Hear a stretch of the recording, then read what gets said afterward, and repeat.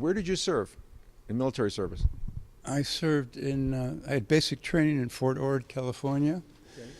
And I was, I volunteered, by the way. I did not wait for the draft because I'm a patriot and I believe in service, and I think it's important for men and women to either do military or civilian type service, and it's a shame that they do not have that. So anyway, okay, so I volunteered, and as a college graduate, I was put in an elite unit of all college graduates. First, I had basic training with everybody, you know, all sorts of people. Then after 8 weeks, I was transferred to Fort Devens, Massachusetts to be in the 325th Battalion of the Army Security Agency, which is a unit. It was during the Cold War, and our job was to, because of the tension with the Soviet Union, we were being trained in Russian and to decipher Russian codes. Mm-hmm. And it was during the Kennedy era, and we thought we would have a war with the Soviet Union because the tensions were high.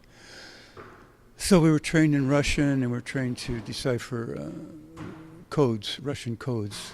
And we trained with the carbine, and we operated, you know, I don't want to tell you everything. So anyway. What did you think of Memorial Day celebrated or commemorated here at a synagogue?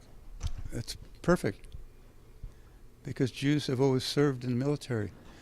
And I belong to the Jewish War Veterans, and the reason the Jewish War Veterans was formed in 1898 was because the non-Jews said that you guys did not serve in the Civil War.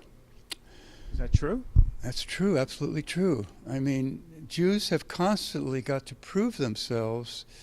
It's a trait, and I just thought about that today, how in Germany, many Jews served in World War I. Yes.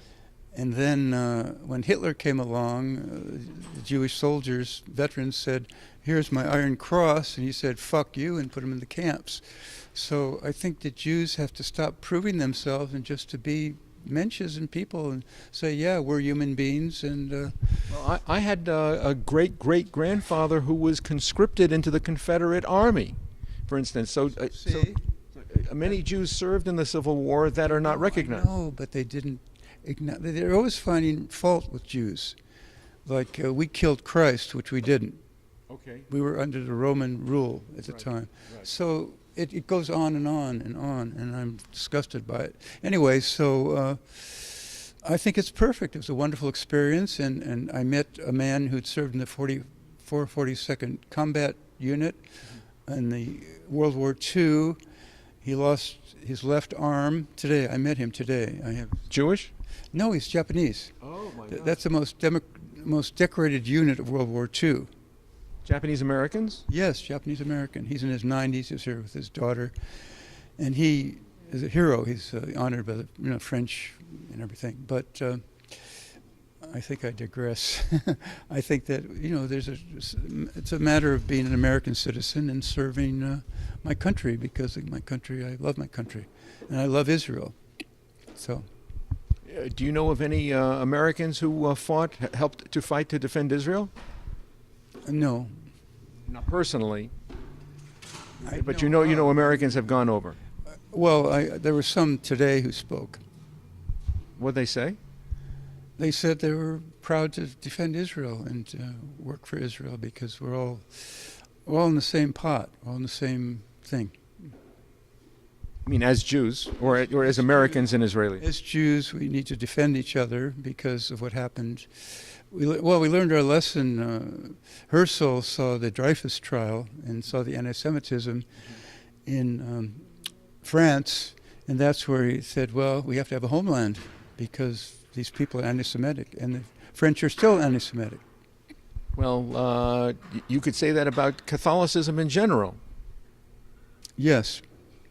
Right. How about in the United States? Do you feel that there's a new comfort, a tolerance for anti-Semitism? Yes. Yeah. Let's talk about about Memorial Day for Jewish war Let's veterans. talk about me. Okay, I served a year of active duty, and I didn't get my honorable discharge until 1967 in the reserves. But I was a journalist, and I wanted to be a foreign correspondent, so I went to Vietnam in '66 as a war correspondent, and I was in a lot of combat. And finally, in May of '66, we were caught in an ambush. I was with the 101st a lot, and I got shot here in the arm. And What's the matter? tripping. Oh, I don't don't have trip, good don't balance. I don't have good balance. I know a lot of guys were tripping when they were in Nam. No. I was shot here. In olden days, like the Civil War, they just cut off the limb, but I was taken to a MASH unit. They sewed it up, and then I spent 2 months in the hospital. The bullet also creased my side. If it would have been an inch or two more, it would have been through my liver, and I would have died. Yeah. So I was a hero in that fight, and they made me an honorary member of the reconnaissance unit, which is the elite part of the tip of the spear of the 101st. So I'm an honorary member of the reconnaissance platoon of the 101st Airborne. So that's a good story. That is a good story.